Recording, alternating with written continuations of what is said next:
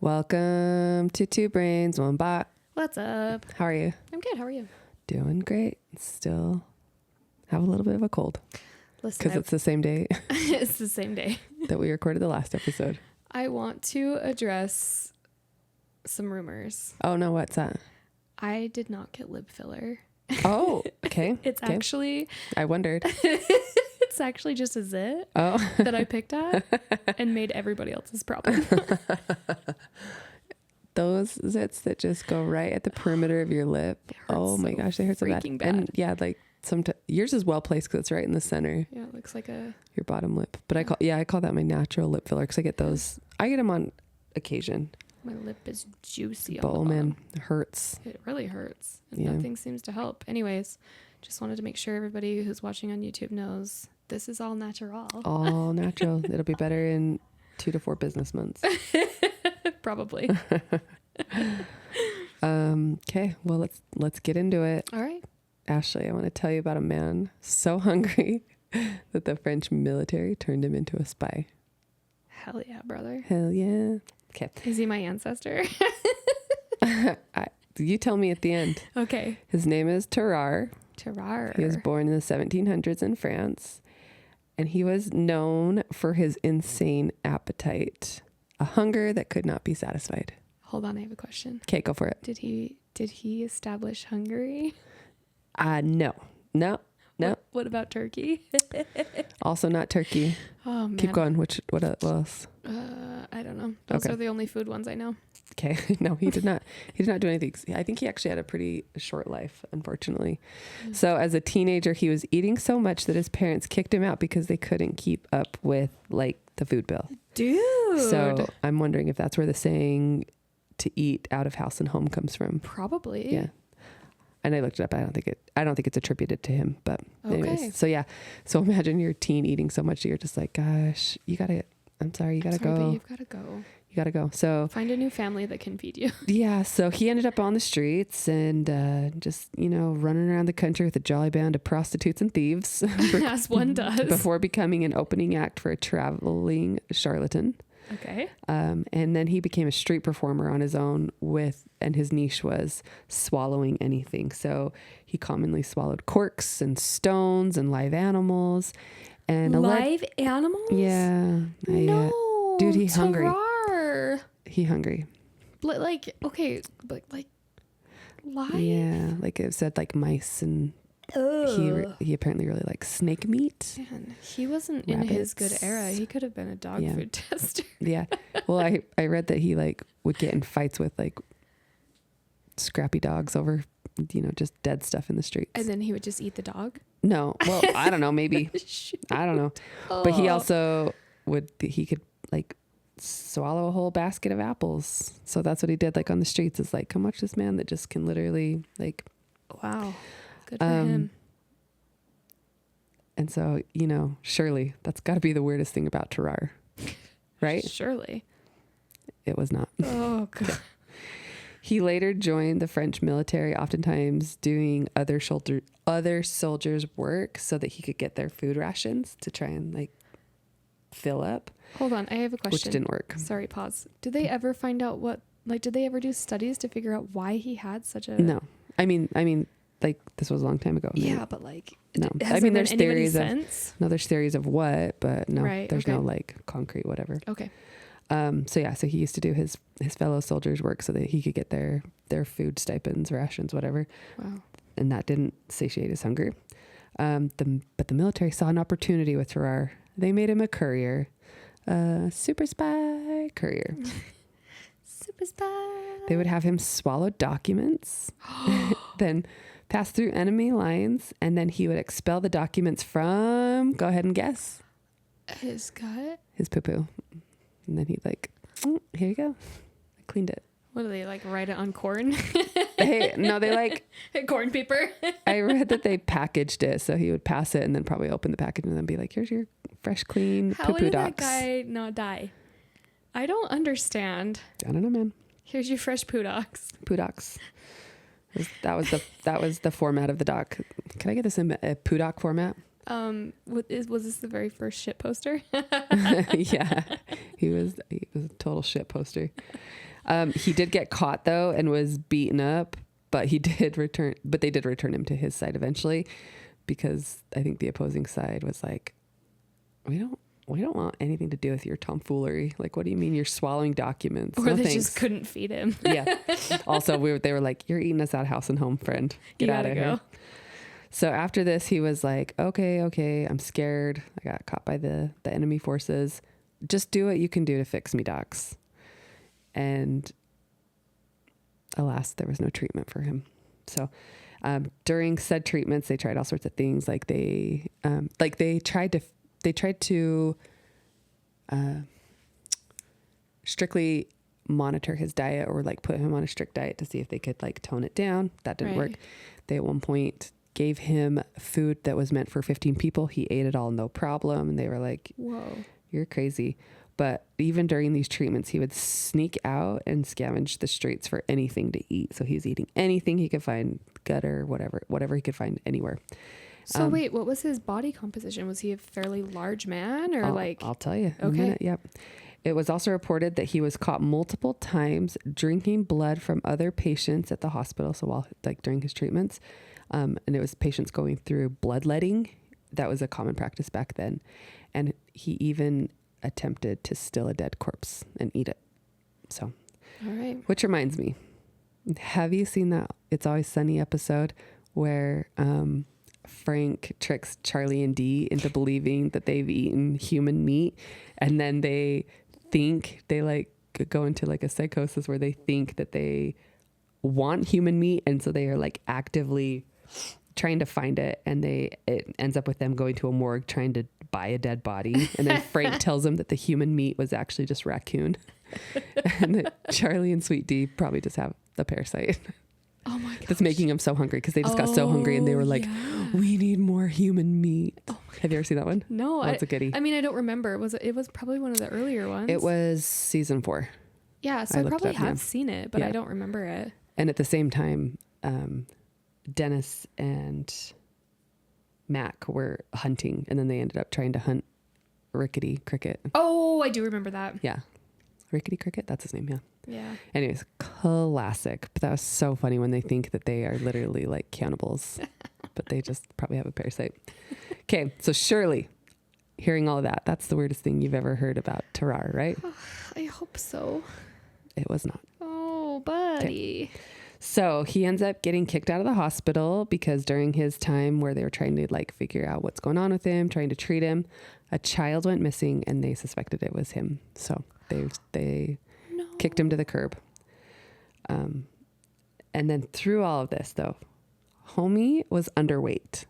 He was underweight. He was always underweight, but he also didn't show any signs of like a mental illness or anything. So he was just this underweight man that was swallowing objects and documents and whatever he could get his hands on, animals. Whoa. But like, so he truly was hungry. Yeah. Bro was just hungry all the damn time. So he was just probably like had some malabsorption issues or something. Yeah. And that's kind of what they suspect. So when he didn't eat, because it was hard to keep him fed, and it was, times were tough back then for a pimp. Yeah. Arguably. His skin would sag, but his skin was super elasticy. So like he could stretch it all over, which makes sense that you can eat a ton, because it said like when he would eat, his stomach would just like bulge out. Oh. Huge. So and then it would deflate. Yeah. So he just had when he was hungry, he was just loose skin and old balls. Oh my god. Do you recognize that? Did he also Do you work recognize at Hooters? that reference? Did you also work at Hooters? So that's the weirdest thing about him. Hey, Big Daddy. Speaking of daddies, happy Father's Day to our dads. Go watch Big Daddy if you haven't seen it. It's a good one. I've seen it recently. We watched it with our kids. It was funny. I need to watch it. I just said, all right, the other day to my kids. I told you, like, we went through a phase of watching a lot of the Adam Sandler videos or movies with our kids. And I was like, yeah, I just quote this constantly. Mm-hmm. That and Simpsons. My entire personality is basically just movie quotes of things. Oh, that's all this podcast is. Yeah, pretty much. Mm-hmm. Okay, so going along with his physical attributes, he was also reported to have an unusually large mouth and saggy cheeks. And allegedly, he could hold 12 eggs. It said 12 eggs or apples in his mouth at one time, which I'm like, I feel like I'm going to call BS on that. So did he just like unlock his jaw? I don't know. He just had like a very abnormally large mouth. And then the stretchy skin. So I don't know, maybe how many eggs do you think you could fit in your mouth? I think I could fit 2. At least. Like 1 on each side. At least 2 eggs. 2 eggs. You know. And not an apple. Eggs and apples are very different sizes. I don't know why it said 12 eggs were apples. Maybe they're like the apples you get like that aren't. They weren't super hormonized. Yeah. Okay, hold on. How did you just literally ask me how many eggs I could fit in my mouth? Yeah. So when you're eating deviled eggs, how many do you toss back? Oh, deviled eggs are different. So Them how shits many go down like one tray at a time. Hey, do you want to eat 12 eggs? No. Do you want to eat 12 deviled eggs? Yes. Absolutely. Yeah. I would say probably at least 2. Yeah, just like 1 on each side. Do you want me to stop asking that? Okay, sorry. Let's not test it, okay? Oh, I'm not going to. I feel like I would, I don't know, to get stuck or something. Okay. How did she die? She tried to see how many eggs she could fit in her mouth and choked on. She didn't even get 1. He also, as you might have guessed, stunk. Probably. Just reeked. People just like said he smelled horrific, just wretched. He's out here eating live animals, so. And also the smell became worse after he ate. So I don't know, maybe it was like a little bit gassy. And he also had chronic diarrhea, which like, duh. Yeah. Of course, that's passing through. If you're super thin, that means nothing's being absorbed. Yeah. It's just all passing through. So chronic diarrhea smelled terrible. This man had a hard life. My science brain just wants to like dive in and see like, okay, well, he's got this symptom and this symptom, so he's probably not absorbing. Yeah. You know? Yeah. And they were talking about like maybe like a thyroid issue and thyroid. Yeah. Yeah. Anyways, something's going on with his ghrelin for sure. His what? The ghrelin hormone that's what like curbs your appetite. Oh, or like didn't exist for him. Yeah. Anyways, his life ended how most did in those times. TB. He got tuberculosis and died. Yeah. So he was even more like. And I think it was in his 20s. How ironic, dying of consumption. That's funny. Got it. All right. Me for more. It's reported that his corpse rotted very quickly, and the surgeons at the hospital refused to dissect him, probably because he stunk, and they were like, something's wrong with that. That's bad. That's bad karma. That's bad juju. I'm not doing it. So, but one of the doctors was curious about like what it looked like on the inside. So he did cut him open and found that his esophagus was just huge. So that helped with like the swallowing of all the objects. There's just a wide open channel from his mouth to his stomach. And that he also had an enlarged liver and gallbladder. He was the OG deep throat. Oh, no, stop it. Sorry, I'm so sorry. Sorry. You're nasty. Just kidding. You know, like deep throat. Yeah. Like, okay. It's fine. Yeah. Anyways, and his body was also just full of pus. So yeah, that would also explain the smell. Inflammation and yucky. Yeah, he just didn't feel good. His stomach was also huge and just covered in ulcers. Oh. So didn't absorb anything. Overall, I would say his health was not good. No. So to date, nobody really knows exactly what he suffered from. Just like probably there's guesses of like a thyroid and pica and all that stuff. So surely that's the weirdest thing you've ever heard about Tarrare. Apparently not. Yeah, that's it. That's it. Surely that is. We got done. Yeah, we're done. But that all just led to my fascination with like old-timey medical stuff. Okay. And like the old-time methods of testing and treating patients. So okay, let's dive in. I'm ready. Because I also want to know if there was any, like, if he had any siblings, if they experienced anything like that, if this was a genetic condition. It didn't say anything about his family. He got kicked out and they never wanted to see him again. That's interesting. I don't know. I guess I could have looked, but I didn't. So early timey stuff, one of the key things was just like urine diagnosis. So obviously they didn't have the test strips back then or anything. So you just tasted that shit. We smelled it. We looked at the color. We looked at the cloudy, and then sometimes we would even taste it to see if you got the sweet that sweet pea, the diabetes. They would also be looking at stool, so your feces, your poo. And I learned that there was a position in the 1500s in the royal families called groom of the stool.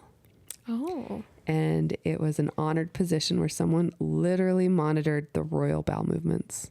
Oh. So they kind of like followed them around, looked at the color, the consistency, the smell. I'm sure they documented it. But just imagine you're like climbing the career ladder in 1590 and finally getting promoted to the PIG. Poop Inspector General. I love it. Or is that what the Voynich manuscript is? Groom of the stool. Yeah, it's like a document of all their freaking bowel movements. But, you know, that's what they had to look at. They had to look at the urine, how it looked. They had to look at the stool. It was essentially anything coming out of the body was how they assessed wellness. Right. Another. Wait a minute. This is where that song from Scrubs would just come in perfectly. Have you? No, I don't want no Scrubs. No, I'm just kidding. Not TLC. Okay, go. Scrubs had a musical episode back in the day. Oh. And there's a song that's called Everything Comes Down to Poo. Oh. I encourage our listeners to look it up. Right. Everything comes down to poo. Yeah. Okay. The next thing, this was more of a treatment, was bloodletting. Okay. Which I found very fascinating. So I'll be honest, I had, as I always do, I always head down, like when I'm writing these podcast episodes, I always head down like one path, and then there'll be like something within that like sends me off on a complete tangent, and it was bloodletting. Okay. I thought that was very interesting. I don't know enough about it to be very good in this conversation. Okay, so that's tell me. fine. So it's based on an ancient system of medicine in which blood and other bodily fluids were regarded as the humors, and that to remain in proper balance and health, all your humors had to be like symbiotic. So there was 4 humors.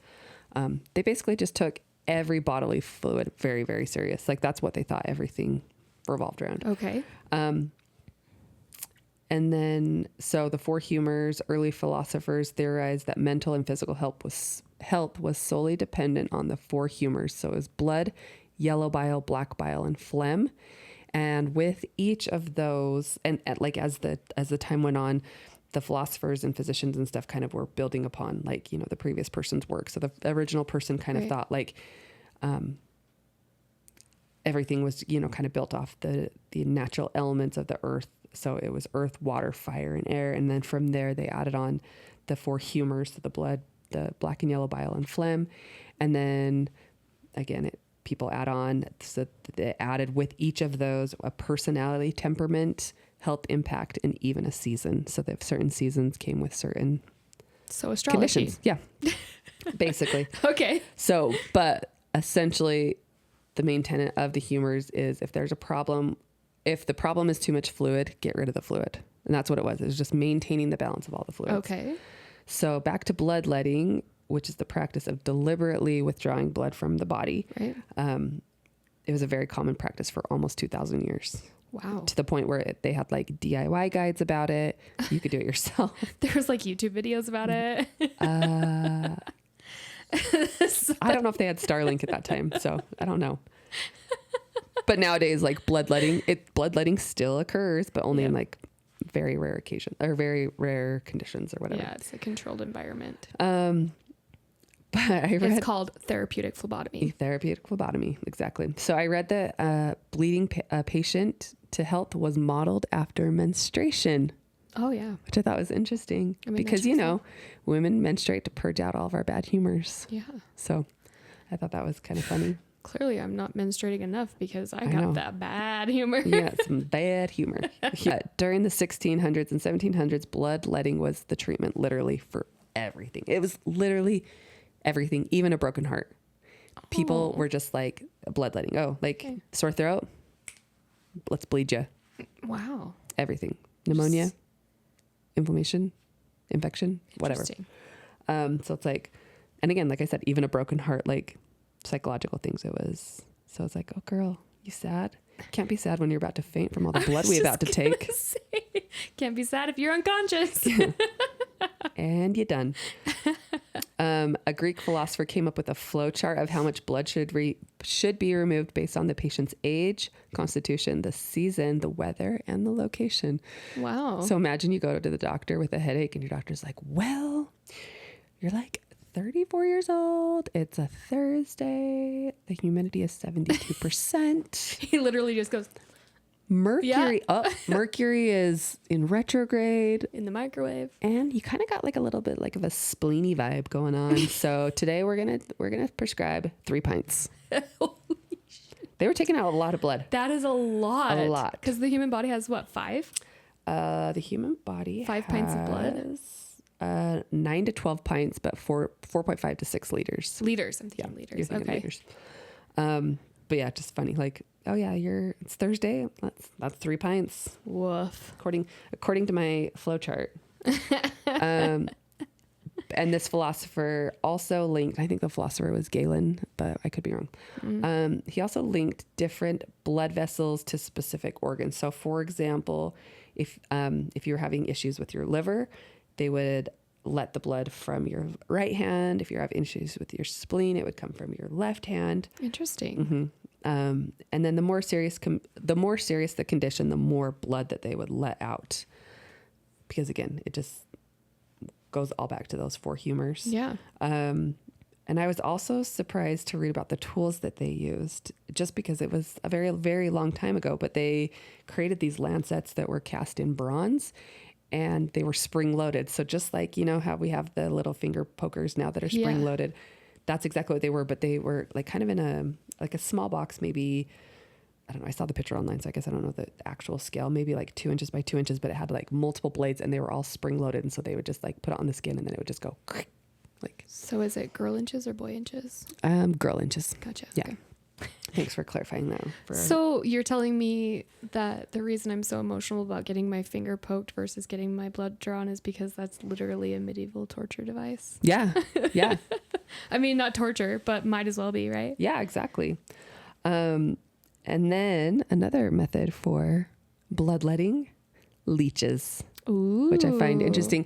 And I will say that particularly caught my eye when I was like looking into this, because I just barely rewatched Wuthering Heights. Have you seen that? Oh, it's a good movie. It's a very, very good movie. But okay. There's like a scene where the actress, she has a big infection, and so she's just covered in leeches. Whoa. Spoiler. I won't spoil it, actually. Never mind. I mean, spoiler usually comes, she died. Like, spoiler, death. Spoiler, she turned into a leech. Oh my No, just gosh. kidding. Yeah, that was wrong. Yeah, you know what the spoiler is now. Yeah. Oopsie. It was a very good movie, though. Oh. I liked it. Listen, usually infection back then meant dead. Yeah. Usually. Yeah. I mean, they tried all the things, the leeches. I'm just so insanely impressed at medical professionals and like witches from back then of like even being, I mean, the conditions had to be insane. I can't even believe that people treated, knew how to treat. Yeah. Like, but going along with like the 4 humors, it talked about how depending on, again, the weather and the day of the week and your climate and all this stuff. and what holiday it was. Was it National Dance Like a Chicken Day? No, it would like, or depending on which fluid they thought was in an imbalance, that would depend on what would happen. So if they thought your blood was the cause, they would, that would be the bloodletting. But if it was like one of the biles, one of them was, I can't remember exactly. One of them was, giving plants to induce vomiting or diarrhea. Right. And then what was the other one? I can't remember. I don't know. I can't remember. But yeah, so just doing things to expel just the trash of your body. You got an infection? Let's make you puke a bunch. You either get to puke, have diarrhea, get bloodletted, or do cocaine about it. Do cocaine about it. Got it. But yeah, but bloodletting I think was like the most common. So anyways, leeches became very popular in the early 19th century, and through the early decades of the century, hundreds of millions of leeches were used by physicians throughout Europe. Wow. So, and why? Do you know anything about leeches? Just that they suck your blood. Well, they were a convenient blood removal tool. They attach painlessly because they release like an anesthetic. That's cool. They naturally secrete an anticoagulant, so it keeps your blood flowing. Cool. And so it's not only just to remove blood, but they also use it as like jump starting circulation. So it would also draw blood to that area and like I said, jumpstart circulation. And they're just basically tiny little biological syringes. So that's cool. I didn't know that about them. I read how they catch them. So I read that women would go into ponds with their skirts pulled up, so just their bare legs were exposed, and they would attach to their legs, and then they'd like walk out and be like, look how many I caught. Women are always saving the day. Yeah. No matter what. And I also heard that they would send, or they would put like old horses in the water too to do it. And I was like, wait, so we're either using women or old, like diseased horses? Those are the equivalents? Okay. Got it. Thanks. And then I wondered how you get them off. And I found this funniest infographic. And it's like 6 steps of how to do it. And the funniest one was the 3rd step. And it says, if you can stomach it, wait for the leech to finish its meal and detach naturally. And then it shows a picture of a guy sitting in like a lawn chair, and he's like reading a Kindle, and he's like got his like leg like propped up. We'll have to post it, but his leg propped up, and it's like the leech is doing its thing. Was he reading Wuthering Heights? Yeah, probably. But bloodletting remained popular even as medical discoveries advanced, simply because the cure to so many diseases still remained unknown. So as they like figured out anatomy and all that kind of stuff, and were figuring out what's causing these disease processes, they really didn't have a solution for it per se. And so it was like, well, we've been bloodletting for a while. Let's just do it again. Let's give it a shot. And bloodletting was just popular and like a common remedy. And it said that like maybe it was just almost like a placebo effect. Like, right. Like, oh, like right now where I'm always like, oh, you're sick. Have you drink any water? Yeah. It's a placebo effect. And you know, just like all the cool kids were doing it. Yeah. So why not? Plus, it was just widely available everywhere. Kind of like I said, there was like DIY. Yeah. Whatever that would be the equivalent of now. I don't know. And I think it's still DIY. Yeah. Do it yourself. Do it yourself. But it was available. It wasn't something that was only available to rich people. It was available to everybody, regardless of your socioeconomic status. Right. So it was kind of like an Oprah moment of like, you get a lancet and you get a leech and you get a leech. So... Everybody gets a leech. But bloodletting did kind of come to a pause. Mm-hmm. I mean, it slowed down a little bit, but it's never really gone away. So it has decreased quite a bit, but it's never really gone away. And the worst part is I wanted these stories to end with, thank goodness we evolved beyond that. But modern doctors were like, actually, we're going to keep them. Leeches. Yeah, keep them leeches. So leeches are used today in some smaller surgeries because, again, they use like a natural anesthetic. So it's pain-free attachment, and it releases that coagulant that not only pulls the blood into the area, but also prevents clotting. As far as I can tell, it's mostly used in like plastic surgery or reattachment surgeries. So again, because it can like jumpstart circulation in that area. So they put it on the detached limb?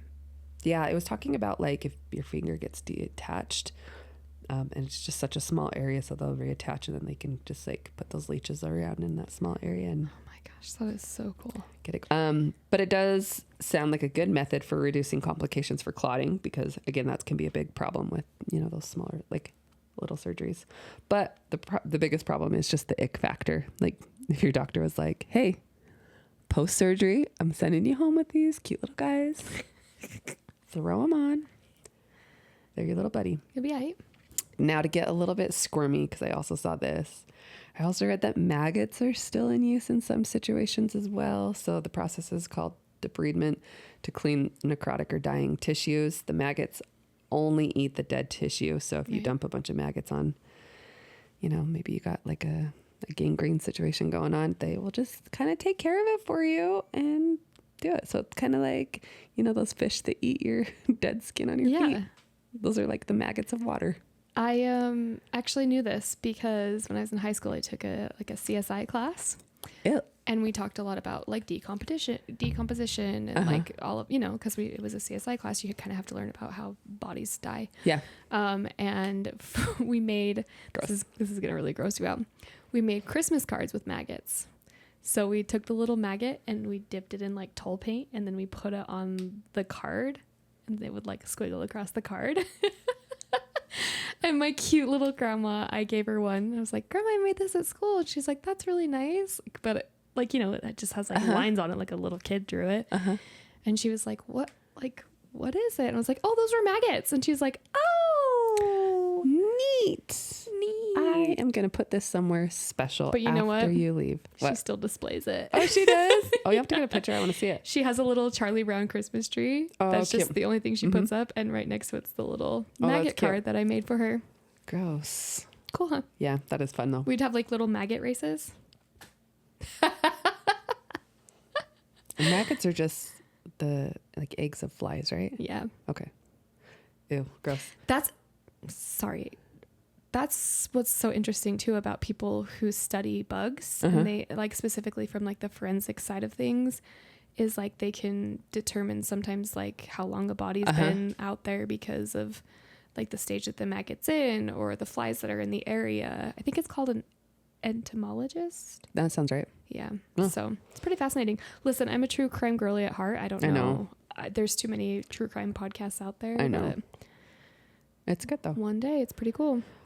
But it said online that using maggots is like far less traumatic than like surgically cutting all that crap out. Oh, yeah. But great news. Great news. You ready? I'm ready. Maggots and leeches used in for medical purposes are FDA approved. There is a way to do it. So that's good. At least you're getting some like standardization there, Sure. Nothing says confidence like hearing your doctor say, don't worry, these are FDA approved maggots. Shakes a jar at you. Or a bag. I don't know what they come in. So I guess my only question for you is, how would you feel about using medical leeches or even maggots after surgery? Would you do it? Sure. I mean, yeah. Why not? Listen, everybody's addicted to opioids, so would you use both? Yeah, why not? I think I would draw the line at the maggots. Nah. Like I think the leeches, I don't know. The leeches seem like less terrible. I just can't imagine like a bunch of like creepy crawly little wormies on me. Yeah. And also, what led me to the point where I needed maggots? Yeah, let's start there. I hope we never be in a situation like that, but I've heard some pretty yucky horror stories of people like in burn units and stuff having to get like that kind of stuff cleaned off, and it sounds like literal hell on earth. So if I can just have a couple creepy crawlies on that skin, go for it. I think I'd have to be put out. I don't want to see it or feel it or know what's going on. I would have to be like on Jupiter. Like, give me all of the drugs. And maybe if it's to that point, you already are on Jupiter. Yeah, I would hope so. You're already on Jupiter. Yeah, the burn units are, oh man, I bet it's awful. I can't even imagine experiencing something like that.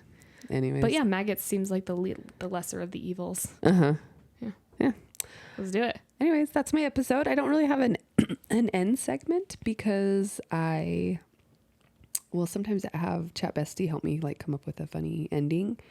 And I asked for a funny ending, and it had a good idea of like medieval treatment or medieval torture. But the examples it gave me were literally all of the things I already talked about. So it was like, ask your co-host to decide whether leeches were used in medical treatments in the medieval times. And I was like, bitch, I already told her they were.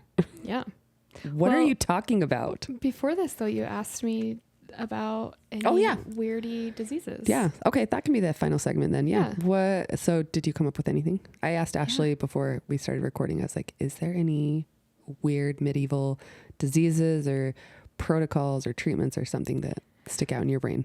So I think we briefly talked about this. So there's two different things. One of them is something that I have. Okay. I thought you meant like actual diseases. So I have something that we can talk about that I personally have. Okay. Maggots. Got it. Yeah. Just kidding. I have maggots. I have them named. No. There's a lot. No, but shit, where was I going with that? Oh, before when we were talking about barbers and And barbers being barber surgeons. Surgeons, yeah, at some point. And like that's what, you know, like the cute little like things The out front of their shops were. Yeah. Yeah, is to indicate like What do they call those? Like candy poles? barber pole or candy whatever. stripes? Yeah. Barber yeah. poles. Barber pole. But those, like a lot of those guys were actually just dentists that were like, yeah, I'll take that out for you. Or, you know, barbers that would just like remove a tooth for you or. Yeah. Yeah. So we talked about that briefly. I think that's really fascinating. It's gruesome. And like I said, I can't believe that we as a species have survived what we have. Yeah. Because like now going to the doctor, the thing that horrifies me the most is the bill. Tell me you live in America without telling me. Yeah. No, but when you brought this up to me, I thought you were talking about like weird genetic things. Oh no, what is it? So you're not going to believe me when I tell you this, but I have a condition called a chew. I don't even care to know what this is. I Just really, kidding. truly do have it. You're not going to be like, no, it's called a chew. bless you. Shove that bitch back in. What? No, I wrote some notes down. Okay. Tell me. So I don't believe that this is real, but go ahead. It is real. It's called a chew syndrome. How do you spell that? ACHOO. Okay. Like literally ACHU. Achoo. Okay, go. It stands for autosomal dominant compelling helio-ophthalmic outburst syndrome. And it means that when I go out into the sun, and it's a genetic condition. When I go out into the sun, I always sneeze. Oh, you have told me that before. Yeah. So that's funny. It's an involuntary inherited trait that causes people to sneeze when suddenly exposed to bright light.